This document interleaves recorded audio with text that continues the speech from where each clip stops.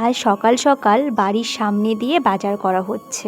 গ্রামে যারা আসে এসব জিনিস নিয়ে তাদের কাছ থেকে খুব একটা আমাদের কেনাকাটা হয় না।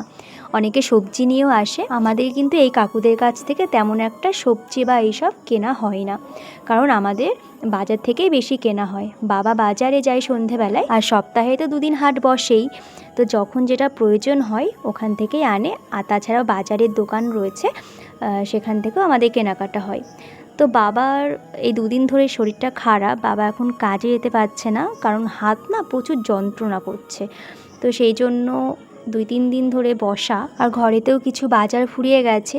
তো এই কারণে এই কাকুকে ডেকে কিছু জিনিস নিয়ে নিলাম। এই কাকু আলু, পেঁয়াজ, টমেটো, লঙ্কা এইসবই বিক্রি করে, এমনি শাকসবজি এখানে কিছুই নেই। তো আমাদের যেটুকু প্রয়োজন ছিল সেটুকু অল্প অল্প করে নিয়ে নিলাম। সকালে সবার খাওয়া হয়ে গেছে, আমি খেতে বাকি ছিলাম। একা খেয়ে নিচ্ছি ডাল, বেগুন ভাজা আর ভাত, এটা দিয়ে সকালে খাচ্ছিলাম। আর পাশে দেখো টাইগারের বাচ্চা ওইদিকে মিউ মিউ করছে, সবে খেতে শিখেছে, এখনও দুধ খাই, ভাত খুব একটা খাই না, যদি কিছু আমার কাছ থেকে পাই সেটার জন্যই পাশে বসে রয়েছে। আমাদের এখানে আবার অন্নপূর্ণা ফর্মের ভেরিফিকেশান হচ্ছে, তো বাড়িতে বাড়িতে গিয়ে ওরা ভেরিফিকেশান করছে। তো আমাদের বাড়িতে এসে নাকি ওরা নেটওয়ার্ক খুব ভালো পাচ্ছে, যখন আমাদের ভেরিফিকেশানগুলো করছিল, মানে খুব তাড়াতাড়ি ভেরিফিকেশান হচ্ছে। তো সেটার জন্য আশেপাশের আবার কয়েকটা বাড়িতে বলে আসলো যে আমাদের বাড়িতে আসতে, এখানে খুব ভালো নেটওয়ার্ক পাওয়া যাচ্ছে। তো আমাদের বাড়ির আশেপাশে কিছু মহিলারা চলে এসেছে, তারপরে ওরা আমাদের বাড়িতে খানিকক্ষণ রেস্ট নিয়ে তারপরে বেরিয়ে গেল।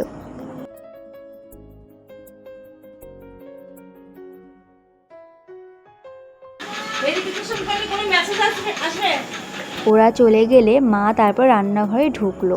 আর এই কদিন ধরে তো সমানে নিরামিষ খাওয়া হয়েছে। সেই যে দশহরা গেল, তারপরে দশহরাই তো বলে মনে হয়, জানি না, ওই মনসা পুজো যেটা বলে দশহরা, সেটা গেল। আর তারপরে তো একাদশী আগের দিন ছিল, একাদশীর দিন ছিল, একাদশী পরে দ্বাদশী ছিল। তো সব মিলিয়ে এই 3-4 দিন ধরে সমানে নিরামিষ খাওয়া হয়েছে। আজকে এতদিন পরে মাছ খাওয়ার পালা। আর তাই দেখো আজ বাড়িতে কত রকম মাছ চলে এসেছে। এই 4 পিস মাছ দুপুরবেলা রান্না হবে, সাথে মাছের তেল। আর লোটে মাছ রয়েছে, আর এই মাছগুলো থেকে মা 4 পিস মাছ নিয়ে রেখেছে ওটা ঝাল করার জন্য। আর এদিকে জানি না এটা কী মাছ, মনে হয় রুই মাছই হবে। আর চিংড়ি মাছ রয়েছে, এই 4 রকম মাছ। হ্যাঁ, সব কিন্তু একদিনে খাওয়া হবে না, এগুলো মা কেটে কুটে রেখে দেবে। এটা প্রতিদিন অল্প অল্প করে রান্না করা হবে, কারণ আমাদের বাড়ি তো বাজার থেকে অনেকটাই দূরে, তাই একবারে বেশি করে কিনে রাখা হয়, অল্প অল্প করে আমরা রান্না করি। আজকে বাইরে প্রচুর রোদ, প্রচুর বাইরে রোদের তাপ। আমি ঘরে দাঁড়িয়ে আছি, তাও মনে হচ্ছে তাপটা যেন আমার গায়ে লাগছে, এতটা রোদ। একটু বেশ কয়েকদিন আগে বৃষ্টি হয়েছিল, আবার একটু বৃষ্টি না হলে ওয়েদারটা একদম মানে ঠান্ডা হবে না।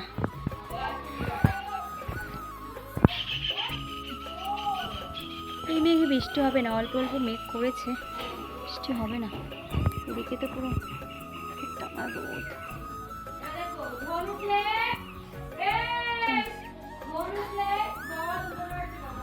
আকাশটা কত সুন্দর লাগছে না? বাড়ির সামনেটা পুরো জঙ্গল মনে হচ্ছে। দেখো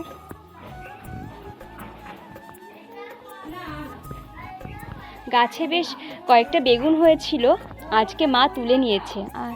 আর এই সব যে বেগুনগুলো আছে, ওই দেখা যাচ্ছে, যা রোদ আমি দেখতেও পাচ্ছি না।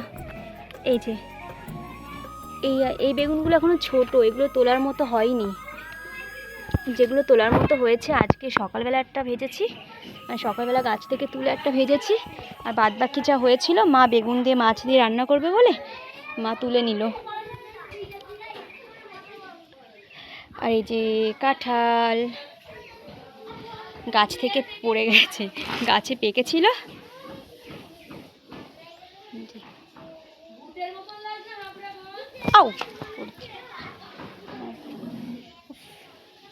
এখানে কি আছে? মা আটা রোদে দিয়েছে, আটা রোদে রয়েছে।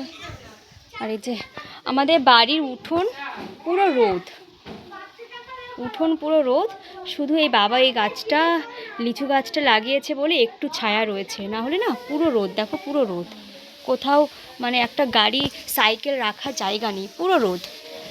তো বাবা যখন লিচু গাছটা লাগিয়েছিল আমরা একটু মানে অমত করেছিলাম যে বাড়ির উঠোনের পরে একেবারে লাগাচ্ছ, উঠোন থাকবে না, উঠোনটা কেমন দেখতে লাগবে।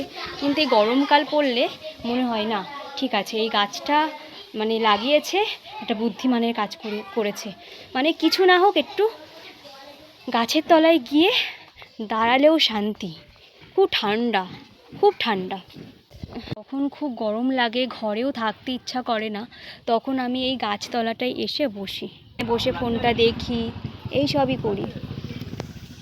খুব ভালো লাগে এই জায়গাটা, মানে আমার প্রিয় জায়গা। যদি বাড়ির মধ্যে প্রিয় জায়গা কোনটা বলা হয় তাহলে আমি বলবো এই লিচু গাছতলাটা আমার খুব ভালো লাগে। ঠান্ডা, এখনও স্নান করিনি, একদম।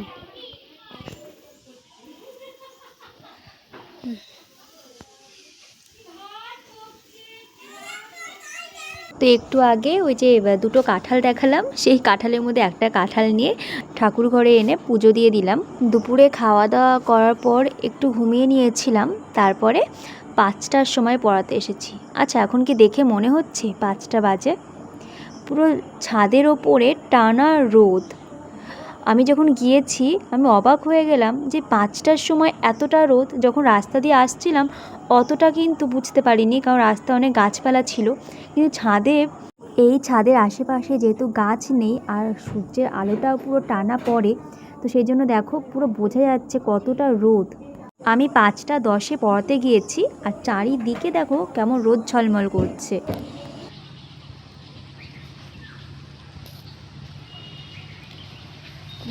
আমরা আবার ছাদের এই ছায়ার দিকটা আসি। এখানে ছায়া কেন বলো তো?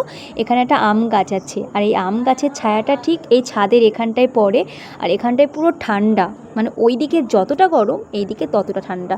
তো সোনাশ্রীর আজকে পড়তে ইচ্ছা করছে না, কালকে একবার ছুটি নিয়েছে, কালকে শরীরটা খারাপ ছিল, 7-8বার বমি করেছে, এই গরমে না ডায়রিয়া মতো হয়ে গেছে ওর। তো আজকে ওর শরীরে একদম এনার্জি দিচ্ছে না, চোখ মুখ দেখেই তো বুঝতে পারছো। এখন ওর বাবা আজকে পড়াতে যেতে বলেছে, এখন সোনাশ্রীর ইচ্ছা নেই পড়ার। আর দেখো পতাকাটা দেখেই বুঝতে পারছো ছাদে হাওয়া দিচ্ছে। তো খুব যে হাওয়া দিচ্ছে তা নয়, মাঝে মধ্যে হাওয়া দিচ্ছে, আর মাঝে মধ্যে একদমই হাওয়া নেই। তো গরমের একটা গুমোট ভাব রয়েছে, যতই হাওয়া দিক অল্প অল্প।